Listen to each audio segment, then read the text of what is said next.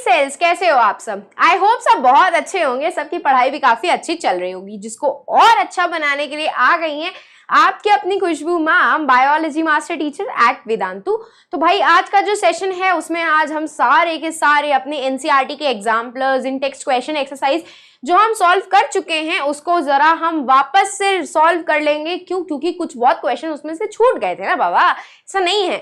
तो आज हम सारे उसके 2 और 3 मार्कर्स के क्वेश्चन सॉल्व करेंगे इंप्रूवमेंट इन फूड रिसोर्सेज के, क्योंकि 2 और 3 मार्कर्स के क्वेश्चन एनसीईआरटी में से काफी ज्यादा पूछे जाते हैं, जो कि उनका कॉम्पिटेंसी लेवल काफी ज्यादा हाई होता है। और ये पूरा का पूरा चैप्टर इतना ज्यादा थ्योरी बेस्ड है कि इसके ऊपर आपके घुमा फिरा करके कैसे भी क्वेश्चन आ सकते हैं। तो मेक श्योर करना कि आप स्टार्ट से लेकर एंड तक पूरा अटेंड करो ये सारे 2 और 3 मार्कर्स क्वेश्चन जानने के लिए। लेकिन उससे पहले जरा मैं आपको एक प्यारा सा ट्विस्ट दे देती हूँ। ये ट्विस्ट ना एग्जैक्टली मेरे प्यारे उन बच्चों के लिए है जो शायद पहली बार मेरा सेशन अटेंड करने के लिए आए होंगे। तो आप सबके लिए एक बहुत अच्छी सी न्यूज है, वो है ये कि MVSAT mega Vedantu scholarship admission test is live. भाई एलिजिबिलिटी आपकी 8 to 12 के साइंस के स्टूडेंट्स की है। आप में से बहुत सारे ऐसे बच्चे हैं जो अभी 9th से 10th में जाएंगे, फिर 10th के बाद जेईई और नीट की प्रिपरेशन के लिए काफी ऐसा धक धक हो रेला होगा। तो आप कहीं ना कहीं ये स्कॉलरशिप टेस्ट में अटेम्प्ट करके, और भाई सबसे अच्छी बात तो ये है कि 100% स्कॉलरशिप मिल सकती है आपको जो भी बच्चा इसे अटेम्प्ट करेगा। तो आप कहीं ना कहीं अपने पेरेंट्स का फाइनेंशियली हेल्प उनको कर सकते हो। और भाई ये जो आपका स्कॉलरशिप का टेस्ट है ऑफलाइन होने वाला है 2nd, 3rd, 9th and 10th of December को। ये सारे उनके ऑफलाइन सेंटर्स हैं।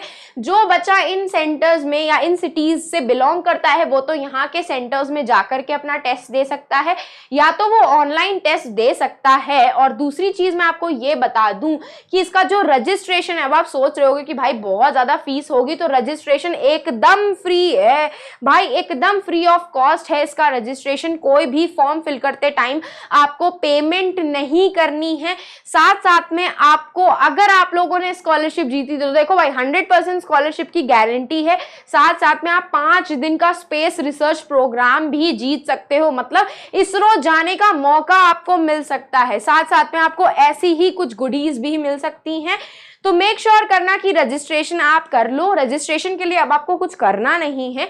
सेशन के डिस्क्रिप्शन बॉक्स में एक लिंक अवेलेबल है इसी का ही, उसको क्लिक करोगे, अपनी डिटेल्स फिल करोगे और रजिस्टर हो जाओगे, बस और कुछ नहीं करना इसके अलावा।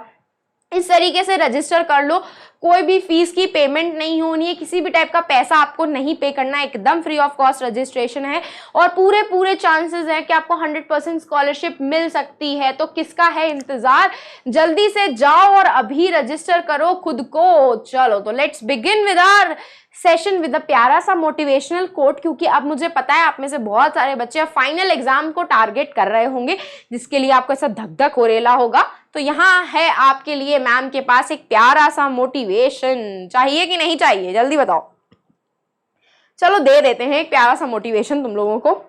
Every morning you have 2 choices. Continue to sleep with your dreams or wake up and chase them. Exactly भाई, देखो सुबह उठते टाइम पे या तो नींद पूरी हो सकती है या तो ड्रीम्स पूरे हो सकते हैं। अब ये आपकी जिम्मेदारी है, आपका कॉल है कि आपको अपने ड्रीम्स पूरे करने हैं कि नींद पूरी करनी है। ठीक है, नींद पूरी करोगे तो ड्रीम्स नहीं पूरे होने वाले हैं, इसीलिए जल्दी उठो और अच्छे से पढ़ाई करो। ठीक है, चलो तो let's begin with our session.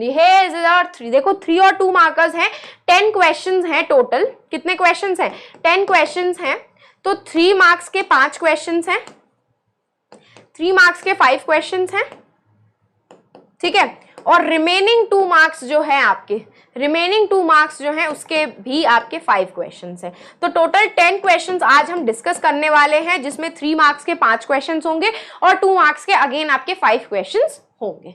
चलो तो let's begin with our very first question कि give any 3 differences between manure and fertilizer. देखो भाई यहाँ पे आपको एक प्यारी सी गोल्डन टिप दे देती हूँ कि जब भी टैब्यूलेट फॉर्म में या डिफरेंसेस वाले या सिमिलैरिटीज, कंपेयर एंड कंट्रास्ट वाले क्वेश्चंस आएंगे, हमेशा क्वेश्चंस को टैब्यूलेट फॉर्म में ही लिख करके आना।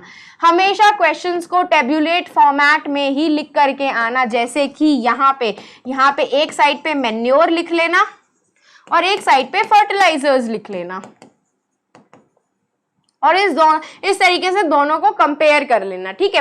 मैन्योर जो होता है it contains more quantity of organic matter, जैसे कि आपका काउ डंग या एनिमल एक्सक्रीटा या वेस्ट प्रोडक्ट्स जो आपके बायोडिग्रेडेबल होते हैं, जबकि फर्टिलाइजर्स जो होते हैं मोस्टली केमिकल बेस्ड होते हैं। क्या होते हैं? They are mostly chemical based, ठीक है। अगर हम मैन्योर की बात कर रहे हैं तो they require in large quantity, अगर आपको न्यूट्रिएंट्स पहुंचाने हैं सॉइल में तो they required in large quantity, अच्छी खासी क्वांटिटी आपको चाहिए होगी मैन्योर की, अगर आपको उसको मतलब सॉइल की फर्टिलिटी या न्यूट्रिएंट्स प्रोवाइड करने हैं, ठीक है।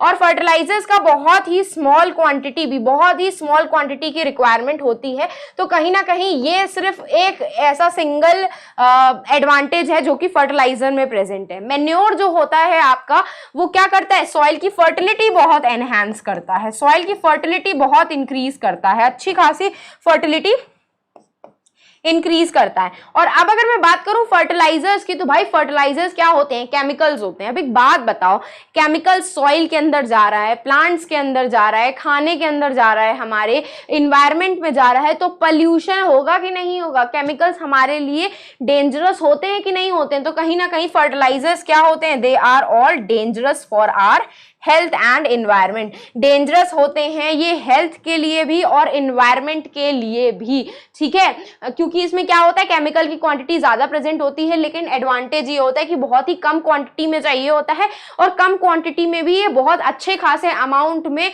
प्लांट्स को न्यूट्रिशन प्रोवाइड कर सकता है। बात करूं अगर मैं मैन्योर की, तो ये सारा का सारा ऑर्गेनिक मैटर और बायोडिग्रेडेबल वेस्ट से बनता है, जैसे कि आपका एनिमल एक्सक्रीटा हो गया, काउ डंग हो गया, आपका जो भी किचन वेस्ट होता है, वो सब चीजें से, ठीक है। इसकी जो क्वांटिटी होती है वो आपको बहुत ज्यादा अच्छे खासे अमाउंट में चाहिए होता है, क्योंकि मैन्योर के अंदर न्यूट्रिशंस जो होते हैं, माइक्रो न्यूट्रिएंट्स, मैक्रो न्यूट्रिएंट्स, वो बहुत ही कम क्वांटिटी में प्रेजेंट होते हैं, ठीक है। तो आपको इसको बल्क में चाहिए होता है।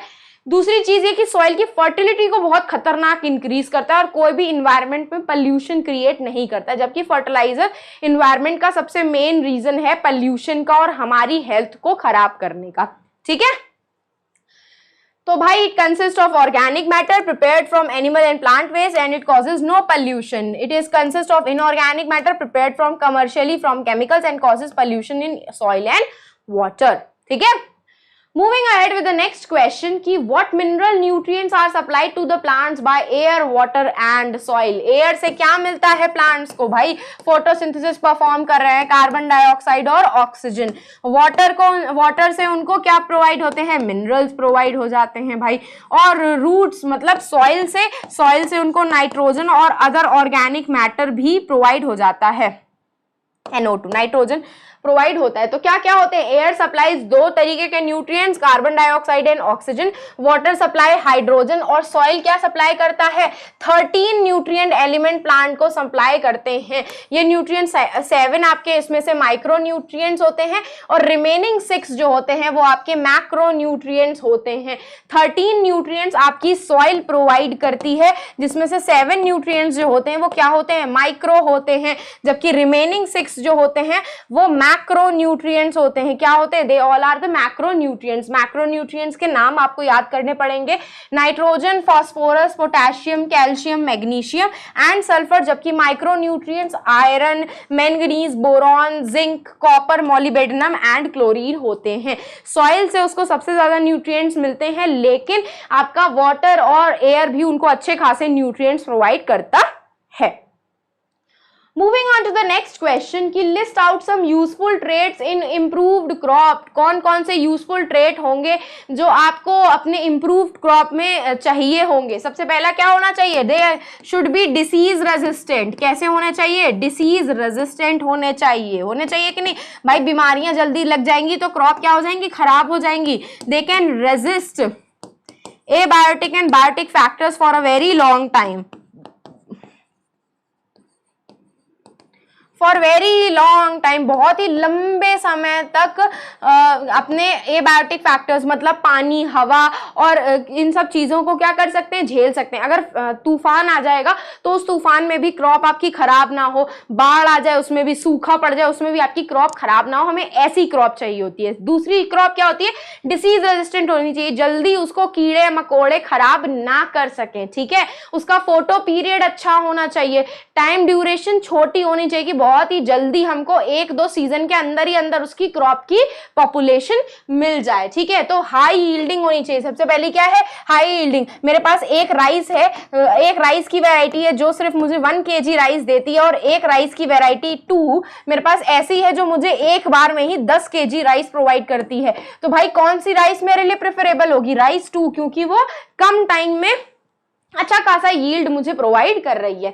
नेक्स्ट, इंप्रूव क्वालिटी होनी चाहिए। जब भी कोई सामान खरीदने जाते हो तो ये पूछते हो कि नहीं कि इसकी क्वालिटी अच्छी है, नहीं कपड़े की क्वालिटी खराब होती है तो खरीदते हो वो कपड़ा, नहीं खरीदते हो। सिमिलरली क्रॉप में भी अगर क्वालिटी खराब होगी तो क्वालिटी वैसी क्रॉप, खराब वाली क्रॉप को आप खरीदोगे ही नहीं। उसके बाद बायोटिक और एबायोटिक रेजिस्टेंस। बायोटिक मतलब यहाँ पे कीड़े मकोड़ों से बच सके और वीड से बच सके। एबायोटिक रेजिस्टेंस मतलब वो हवा, पानी और गंदी चीजों से बच सके। Wider adaptability. वाइडर एडेप्टेबिलिटी मतलब कैसा भी मौसम हो रहा हो, खूब तेज बारिश पड़ रही हो, खूब तेज धूप निकल रही हो, तभी भी वो आपकी क्रॉप क्या हो, खराब ना हो, क्या हो, खराब ना हो। और डिजायरेबल एग्रोनॉमिक कैरेक्टरिस्टिक्स मतलब जैसी कैरेक्टरिस्टिक आपको चाहिए आपको वैसी, जैसे वीट का प्लांट जो हो वो छोटा हो तो हमें छोटे वाले वीट का प्लांट ही मिले। तो ये सारे कैरेक्टरिस्टिक आप अपने इंप्रूव्ड क्रॉप में देखना चाहोगे तो मेक श्योर करना कि आप ऐसे ही ये सारे पॉइंट्स मेंशन करके आओ। और अगर आपको ये पॉइंट्स याद ना रहे तो जरा स्क्रीनशॉट ले लो ताकि आप यही सारे पॉइंट्स अच्छे से मेंशन करके जरूर आना, ठीक है। एक बार जरा पानी पी लेते हैं, उसके बाद नेक्स्ट क्वेश्चन को सॉल्व करेंगे जो कि है क्वेश्चन नंबर 4 हमारा, ठीक है। चलो सब लोग, तुम सब भी पानी पी लो फटाक से।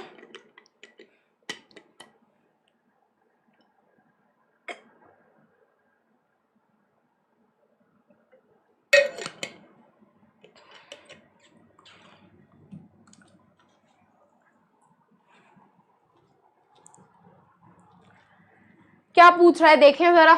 What are the different types of fisheries? वो आपसे पूछ रहा है कि कितनी डिफरेंट टाइप्स ऑफ फिशरीज आपने पढ़ी हुई हैं।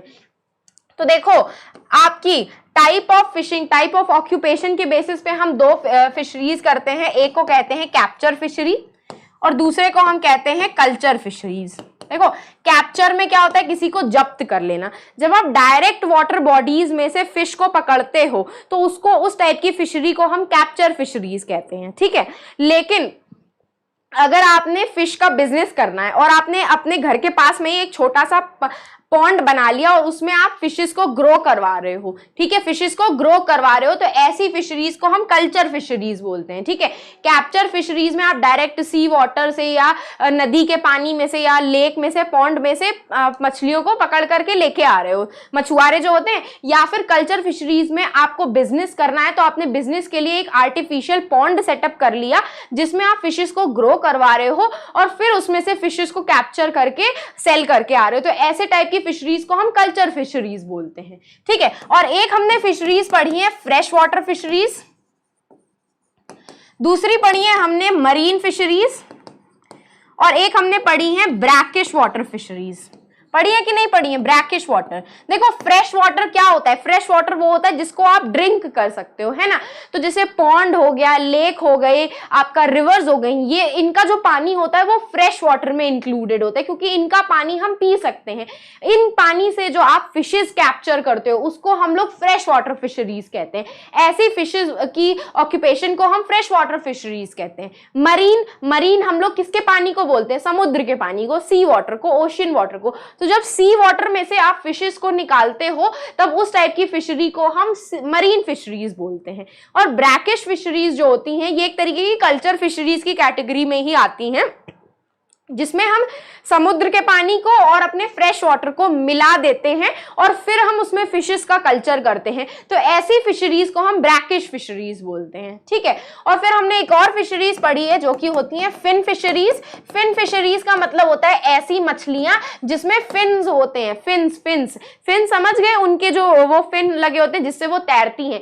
ऐसी वाली फिशेस जिसमें फिन होते हैं उनको हम फिन फिशरीज बोलते हैं। और ऐसी फिशरीज जिसमें शेल प्रेजेंट होता है, शेल मतलब समझ गए ना, जैसे कि प्रॉन हो गया आपका, जो शेल फिश की फिशरीज में इंक्लूडेड होता है, तो ऐसी फिशरीज को हम शेल फिशरीज कहते हैं। ये सब चीजें हम लोगों ने अपनी फिशरीज में पढ़ी हैं। Marine fisheries, fresh water fisheries and brackish water fisheries, ये आपका फिश के प्रोडक्शन के बेसिस पे मैंने क्लासिफाई किया है।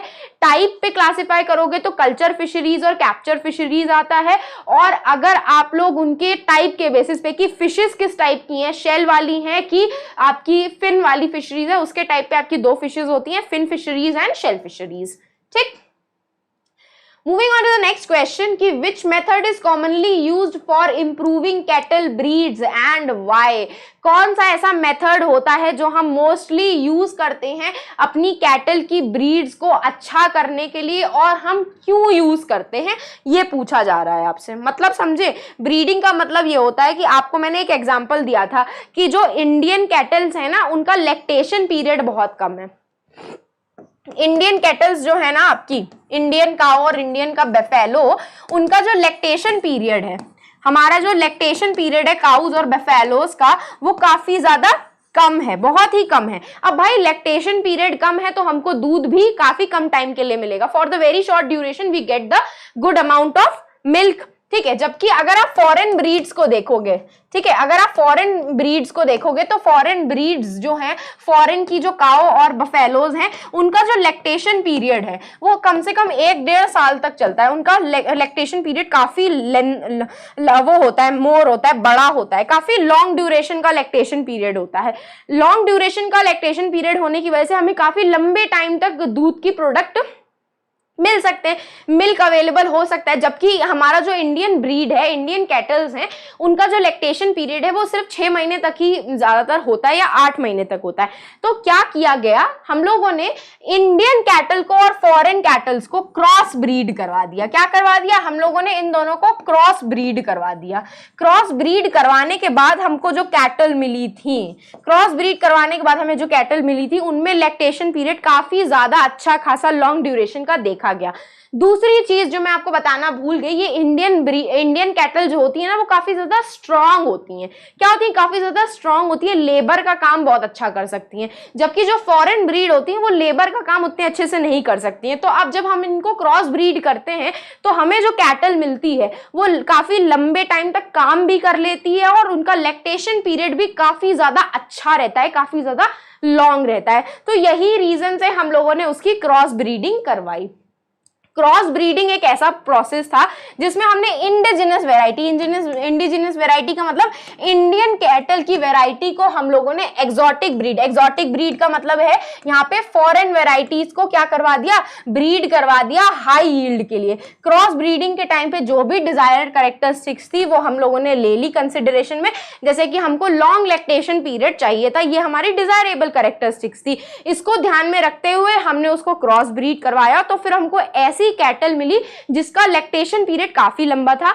दूसरी आप क्या क्या कैरेक्टरिस्टिक्स देख सकते हो कि रेजिस्टेंट टू क्लाइमेट कंडीशंस होना चाहिए, मतलब मौसम बदले तो वो बीमार जल्दी ना पड़े, मौसम बदले तो बीमार जल्दी ना पड़े, डिसीज रेजिस्टेंट होनी चाहिए। तो हमने फिर ये कैरेक्टरिस्टिक को कंसिडरेशन में लिया और फिर हम लोगों ने अगेन उसकी ब्रीडिंग करवाई, क्रॉस ब्रीडिंग करवाई। और इस तरीके से जो उसकी ऑफस्प्रिंग मिली, हमको कैटल मिली, उसमें क्या था, डिसीज होने के चांसेस काफी ज्यादा कम हो गए। क्या हो गए, काफी ज्यादा कम हो गए। तो इस तरीके से हम क्रॉस ब्रीडिंग करवा करके अपनी डिजायरेबल क्वालिटीज कैटल में लेकर के आ सकते हैं। इसीलिए आपका ये क्रॉस ब्रीडिंग बहुत ही ज्यादा इंपॉर्टेंट प्रोसेस होता है कैटल्स में, ठीक है। Moving ahead with the 2 markers के क्वेश्चन। चलो 5 क्वेश्चन हमने 3 मार्कर्स के सॉल्व कर लिए, अब बारी आती है 2 मार्कर्स के 5 क्वेश्चन सॉल्व करने की, ठीक है। चलो तो let's begin with our very first question, what are the desirable agronomic characteristics of crop improvement. देखो इसमें 2 एक तो शॉर्टनेस होनी चाहिए। एग्रोनॉमिक कैरेक्टरिस्टिक्स का मतलब ये होता है कि उसका जो अपीयरेंस है वो हमारे अकॉर्डिंग होना चाहिए। जो प्लांट हमको छोटा चाहिए वो छोटा होना चाहिए, जो प्लांट हमको लेंथ में लंबा चाहिए वो लेंथ में लंबा होना चाहिए, जिस प्लांट की ब्रांचेस हमको बहुत ज्यादा चाहिए उस प्लांट की ब्रांचेस बहुत ज्यादा हो रही हैं, जिस प्लांट की टिप बहुत अच्छी होनी चाहिए वो टिप बहुत अच्छी। तो ऐसे डिजायरेबल कैरेक्टरिस्टिक में या तो हम टॉलनेस देखते हैं और प्रोफ्यूज ब्रांचिंग देखते हैं। प्रोफ्यूज ब्रांचिंग मतलब बहुत सारी अच्छी खासी ब्रांचिंग उसमें प्रेजेंट होती है, और ड्वार्फनेस देखते हैं सीरियल्स वाले प्लांट में ताकि वो लेस न्यूट्रिएंट्स कंज्यूम कर सके।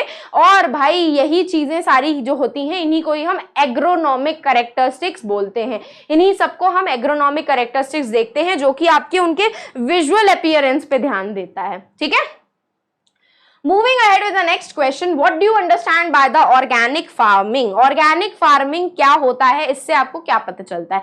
अगर मैं ऑर्गेनिक फार्मिंग की बात करूं तो ऑर्गेनिक का मतलब क्या होता है? ऐसे प्रोडक्ट्स जो कि पोल्यूशन फ्री हो या जिसमें केमिकल्स प्रेजेंट ना हो। तो ऑर्गेनिक फार्मिंग में हम जितना भी यूज करते हैं फर्टिलाइजर्स वो सब क्या कैसा टाइप का होता है? मैन्योर होता है। किससे बना हुआ होता है? वर्मी कंपोस्टिंग से आपने किया होता है, या फिर बायो मैन्योर होता है। कैसा होता है? Bio manure. बायो मैन्योर का मतलब ये होता है कि हम उसमें एनिमल्स का या ऐसे इंसेक्ट्स का यूज करते हैं जो कि आपके सॉइल की फर्टिलिटी को बहुत इंक्रीज करते हैं, जैसे कि आपके अर्थवर्म हो गए।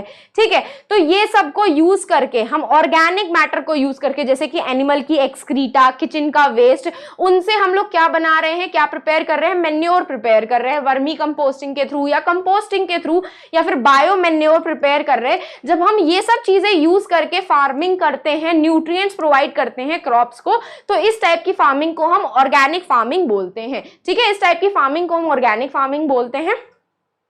Organic farming may be defined as the production of polluted plants by the use of manure and biofertilizers और biopesticides जो कि हेल्दी होते हैं, जैसे कि crop rotation, mixed cropping, inter cropping, इन सबको यूज करके। और इसमें हम कोई भी केमिकल्स, फर्टिलाइजर, हर्बिसाइड, पेस्टिसाइड्स नहीं यूज करते। इसमें हम बायो फर्टिलाइजर्स यूज करते हैं जो नाइट्रोजन फिक्सिंग बैक्टीरिया होते हैं, ब्लू ग्रीन एल्गी होती है, इन सबको एक्सट्रैक्ट करके और वीड्स को मारने के लिए ये सब यूज करते हैं। इससे क्या होता है? हमारी जो क्रॉप आती है वो पोल्यूशन फ्री होती है, उसमें कोई भी हार्मफुल केमिकल्स नहीं प्रेजेंट होते हैं। इसी टाइप की फार्मिंग को हम ऑर्गेनिक फार्मिंग बोलते हैं। आया समझ में? चलो, moving ahead with the next question कि what are the factors which may be responsible for the losses of grains during storage? Storage के टाइम पे कौन कौन से ऐसे फैक्टर्स हैं जिसकी वजह से हमारा ग्रेन लॉस हो सकता है? भाई कॉमन सेंस की बात है, या तो पेस्ट की वजह से हो सकता है, ठीक है, या तो पुअर स्टोरेज कंडीशन की वजह से हो सकता है। आपका जो स्टोरेज हाउस है उसकी प्रॉपर क्लीनिंग नहीं हुई है ना, improper cleaning of storage house, है ना।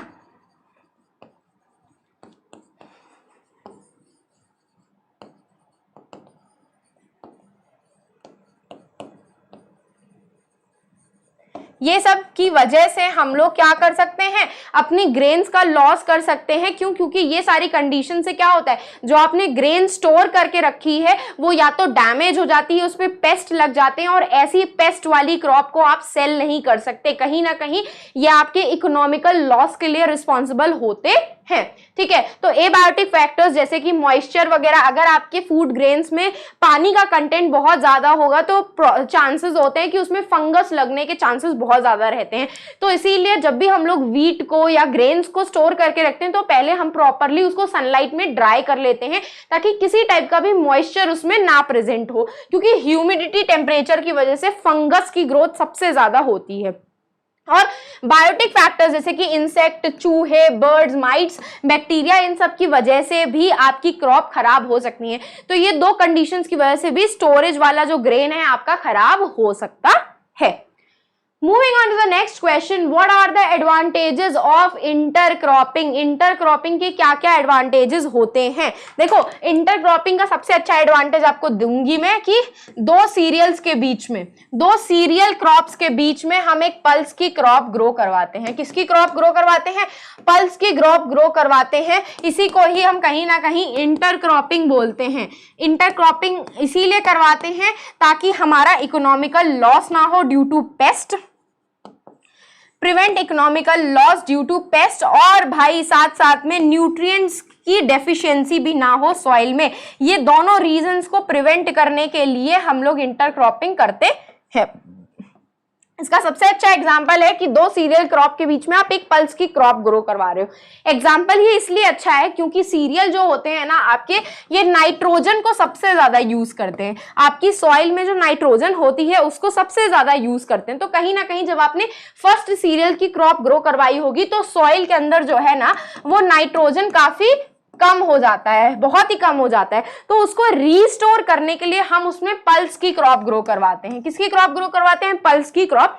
क्यों? क्योंकि पल्स क्या होते हैं? लेग्यूमिनस प्लांट्स में आते हैं जिसके अंदर एक बैक्टीरिया प्रेजेंट होता है, राइजोबियम। ये राइजोबियम क्या करता है? एटमॉस्फेरिक नाइट्रोजन को लेकर के उसको सॉइल में फिक्स कर देता है। इससे क्या होता है? जो भी नाइट्रोजन की क्वांटिटी कम हो गई होती है सीरियल्स की क्रॉप की वजह से, वो वापस से बैक टू सॉइल चली जाती है। इस तरीके से जब आप वापस से सीरियल को ग्रो करवाओगे क्रॉप्स को, तो वो अच्छे से क्रॉप ग्रो कर पाएगी। तो भाई इकोनॉमिकल लॉस, जैसे कि अब जो कीड़े सीरियल को अफेक्ट करते हैं वो पल्सेस को नहीं अफेक्ट कर पाते हैं, तो इससे क्या होगा? आपकी क्रॉप खराब नहीं होगी। दूसरी चीज की न्यूट्रिएंट्स की डेफिशिएंसी सॉइल में नहीं होती है। यही रीजन की वजह से हम इंटरक्रॉपिंग करवाते हैं। इंटरक्रॉपिंग मेंटेन सॉइल फर्टिलिटी, और भाई लेबर और टाइम आपका दोनों ही सेव करता है। आपको बहुत ही कम टाइम में काफी अच्छी सारी और बहुत सारी अच्छे अमाउंट में क्रॉप्स मिल सकती हैं। Moving ahead with the next question कि how is the use of manure beneficial for our environment. भाई मैन्योर कैसे होते हैं? ऑर्गेनिक होते हैं। हम किससे प्रिपेयर करते हैं? ऑर्गेनिक वेस्ट से प्रिपेयर करते हैं। जैसे कि हो गया एनिमल एक्सक्रीटा, जैसे कि हो गया एनिमल एक्सक्रीटा हमारा, प्लांट वेस्ट हो गया हमारा, जैसे कि सड़ी हुई लीफ वगैरह हो गई आपकी, उसमें हम अर्थवॉर्म डाल देते हैं। तो हमारा बायो अर्थवॉर्म अगर ऐड कर दोगे आप अपने मैन्योर में, तो वो सॉइल की फर्टिलिटी और ज्यादा इंक्रीज कर देते हैं। तो मैन्योर क्या करते हैं? उनके अंदर कोई भी केमिकल्स नहीं प्रेजेंट होता है, बायोडिग्रेडेबल सब्सटेंसेस से बने होते हैं। यही रीजन होता है कि वो हमारे एनवायरमेंट के लिए बेनिफिशियल होते हैं, हमारे एनवायरमेंट को डैमेज से प्रोटेक्ट करते हैं, जो कि आपका फर्टिलाइजर और पेस्टिसाइड सबसे ज्यादा कॉज करता है एनवायरमेंटल डैमेज, क्योंकि उनके अंदर केमिकल्स प्रेजेंट होते हैं। So this was all about the धमाकेदार सा सेशन। अगर सेशन पसंद आया हो तो लाइक कर देना, चैनल को सब्सक्राइब करना बिल्कुल भी मत भूलना, और अपने फ्रेंड्स के साथ इस सेशन को शेयर भी कर देना। और अगर आपको ऐसे ही डे टू डे नोटिफिकेशंस चाहिए, ऐसे अमेजिंग सेशंस के, तो सेशन के डिस्क्रिप्शन बॉक्स में टेलीग्राम का लिंक अवेलेबल है, आप उसको ज्वाइन कर सकते हो और वहां पे आपको सारे सेशन के नोटिफिकेशन टाइमली मिल जाएंगे। तो अब हम फिर मिलेंगे चलते चलते ऐसे ही नेक्स्ट अमेजिंग सेशन में। तो bye bye and take care.